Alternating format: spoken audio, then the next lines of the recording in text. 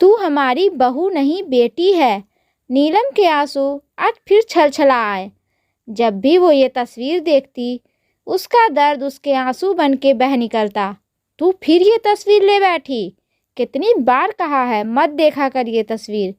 कोकिला जी ने अपनी बहू के हाथ से तस्वीर छीनते हुए कहा, नीलम मेरी लाडो कब तक चलेगा ऐसे? तू दिन रात ऐसे ही संजीव की याद में कब तक आंसू बहाएगी?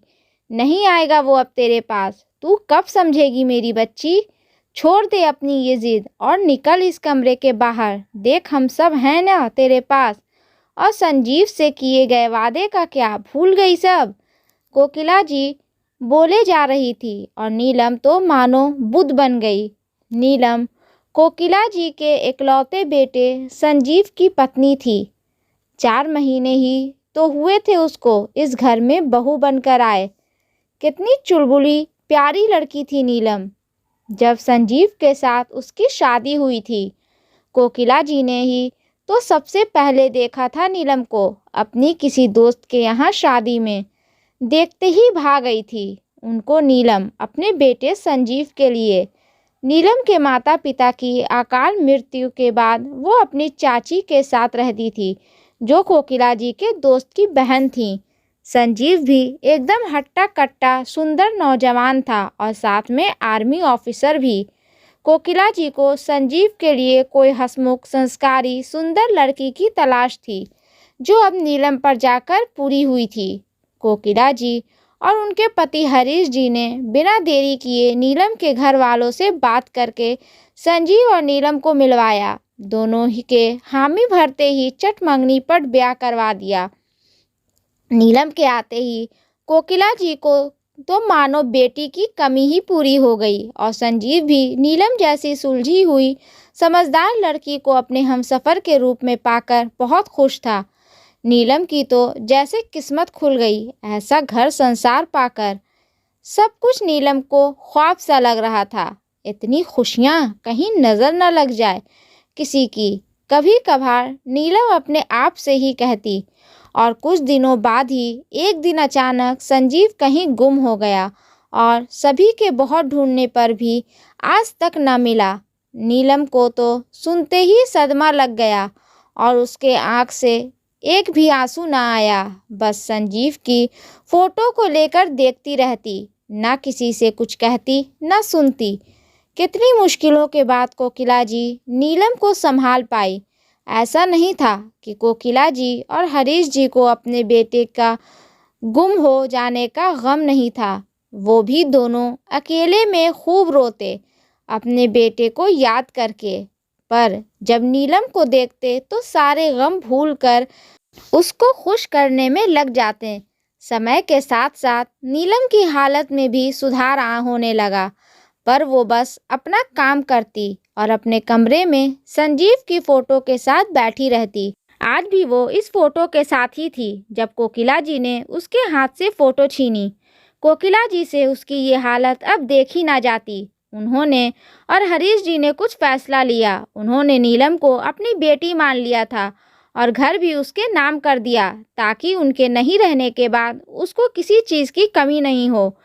तो अब उसकी खुशियों की जिम्मेदारी उनकी थी। बस उसको वापस खुश देखने के लिए उसकी दूसरी शादी का फैसला ले लिया उन दोनों ने, नीलम को बिना बताए। नीलम ने उनको अपने एक बचपन के दोस्त लखन से मिलवाया था मार्केट में एक बार। तब तो ज़्यादा बात नहीं हुई थी, पर लखन एक समझदार सुलझा हुआ लड़का लगा कोकिला जी को, जिसकी बातों से लग रहा था कि वो नीलम को काफ़ी करीब से जानता है। दोनों बचपन से साथ पले बढ़े थे, शायद इस मामले में वो उनकी मदद कर सकता है या बता सकता है कि नीलम को इस दर्द से बाहर कैसे निकाला जाए। ये सोचकर उन्होंने लखन से मिलने का सोचा।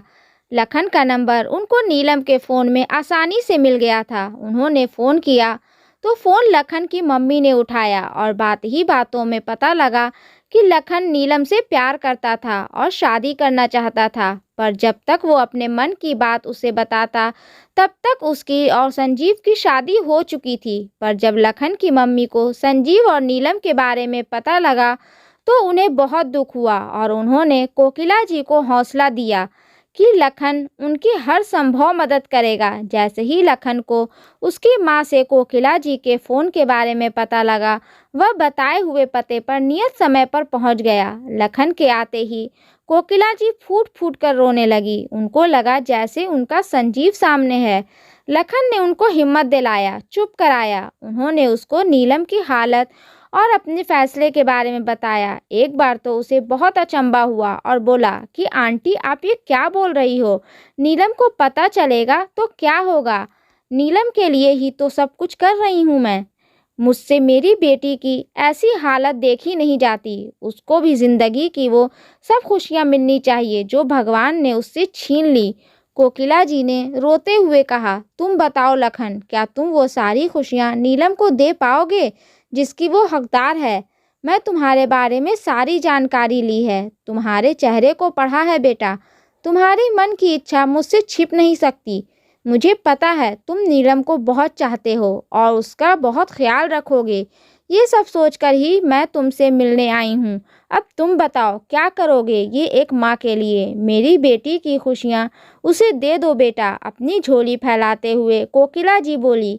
लखन, जो मन ही मन नीलम को चाहता था, उसे विश्वास नहीं हो रहा था कि ये सब सच है जो वो देख रहा है।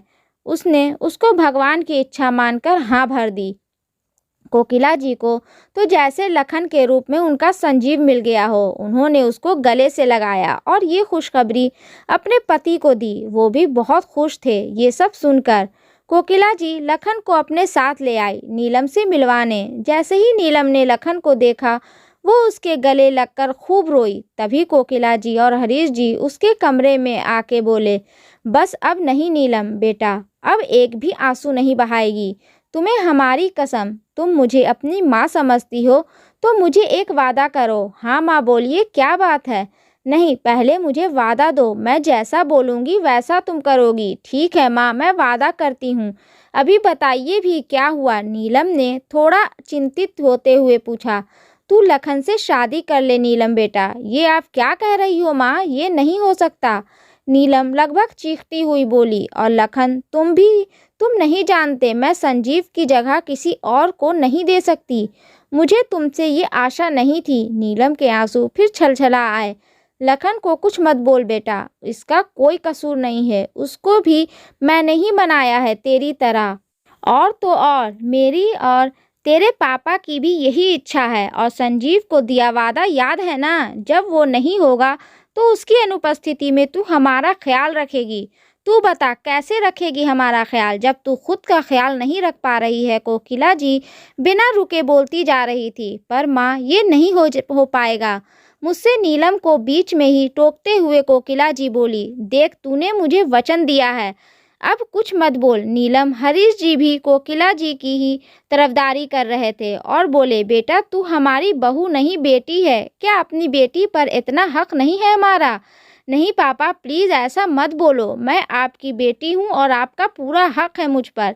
नीलम रोती जा रही थी और बोलती जा रही थी। तो फिर ठीक है, आने वाले रविवार को तुम दोनों की शादी है। मैंने ये खुशखबरी पहले ही तुम्हारी मम्मा पापा को दे दी। उन्हें हमारे इस फैसले से कोई ऐतराज़ नहीं, बल्कि वो तो खुश हैं अपनी बेटी के इस आने वाले नए जीवन को लेकर। तो बताओ नीलम, क्या तुम मुझे अपना जीवन साथी बनाओगी? क्या मेरी दोस्ती पर विश्वास करोगी? हम पहले दोस्त हैं, इसलिए बिना हिचक के अपना फैसला मुझे सुना सकती हो। लखन बोला। और नीलम, फिर ये ज़मीन जायदाद, ये घर का हम क्या करेंगे? ये सब भी तो तुझे संभालना है और इसके लिए तुम्हें जीवन साथी की साथ चाहिए बेटा। दुनिया में बुरे लोग की कमी नहीं है। कोई भी धन दौलत की चाह में किसी भी हद तक जा सकता है। कोकिला जी और हरीश जी साथ बोले। पर माँ पापा, ना मुझे आपके पैसे चाहिए ना आपकी संपत्ति, बस मुझे आप दोनों का साथ चाहिए।